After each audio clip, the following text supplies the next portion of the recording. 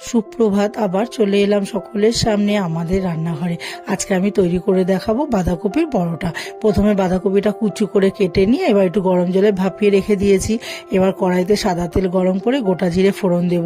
গোটা জিরে দিয়ে এবার হিং ফোড়ন দেবো, দিয়ে এবার বাঁধাকপিটাকে দিয়ে এবার একে একে নুন, হলুদ, স্বাদ মতো চিনি, চিলি ফ্লেক্স আর চাট মশলা দিয়ে ভালো করে নাড়াচাড়া করব। তারপরে যখন কিছুটা হয়ে আসবে তখন ভাজা মশলা দেবো। গোটা জিরে আর গোটা ধনে আমি ভাজা করে রেখে দিয়েছি। এবার ওই গুঁড়োটাকে দেব, দিয়ে নিয়ে এবার আমি বাইন্ড করার জন্য ছাতুটা দেব। ছাতুটাকে দিয়ে এবার আট করে নামিয়ে রাখবো। আর ময়দাটা আগেই আমি ময়ম দিয়ে মেখে রেখেছি। এবার ওটা লেচি করে তার ভেতরে পুর দিয়ে এবার ভালো করে একটু বেলে একটা একটা করে ভেজে তুলে রাখবো। তাহলেই তৈরি হয়ে যাবে আমার বাঁধাকপির পরোটা। এটা তরকারির সাথেও ভালো লাগবে, আচার দিয়েও ভালো লাগবে। আমি দুরকম ভাবে সাজিয়ে পরিবেশন করলাম।